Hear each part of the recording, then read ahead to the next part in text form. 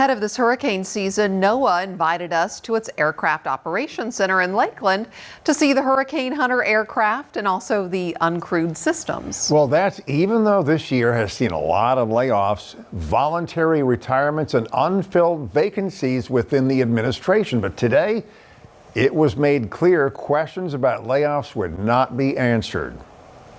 We're not going to talk about budgets. We're not going to talk about administration. We're not going to talk about personnel. Spectrum Bay News 9's Aaron Murray did get to speak candidly, though, to several key members of NOAA, like the men and women who fly right into hurricanes, collecting that data to keep us all safe. Today was a bit of a show and tell. We got to see a lot of things, including technology like this dropson. This gets launched into the hurricanes to measure various meteorological parameters. We also got to go on board this WP-3D Orion aircraft, belovedly called Kermit. At 50 years old, this aircraft is loved by its decades younger pilots. 2 beds. You got everything back here. Yeah, the best sleep I ever got in my life is right up here in one of these things, bouncing around. Did it like rock you to sleep? Yeah. Lieutenant Commander Jacob Ellis, affectionately called Meatball, is a pilot.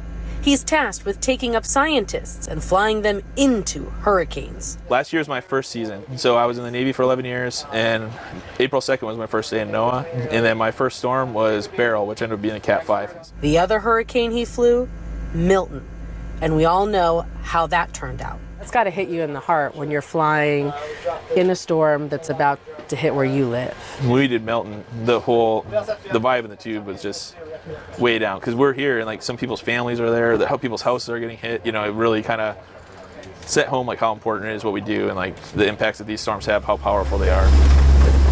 Just look at this video that NOAA provided us of them flying into a hurricane.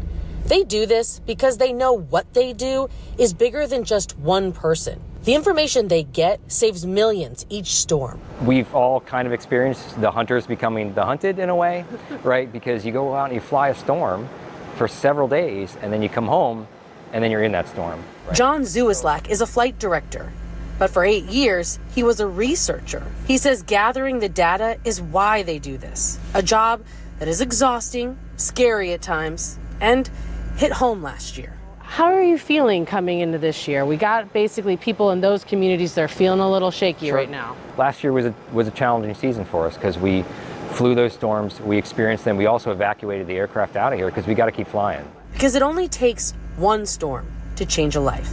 And Kermit has witnessed decades of life-changing storms. This is a little bit of a museum piece in a way, right? It's seen the worst weather this planet has to offer.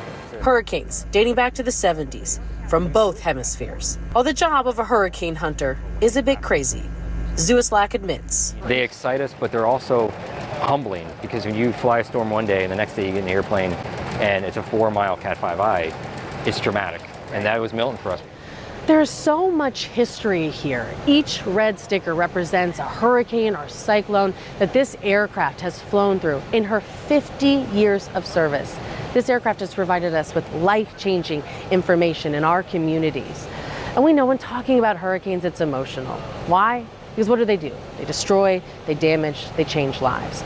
But after speaking to the pilots, the flight directors, the meteorologists and scientists here today, all of them told me that they feel prepared for this hurricane season. Reporting on scene in Polk County, I'm Aaron Murray, Spectrum News.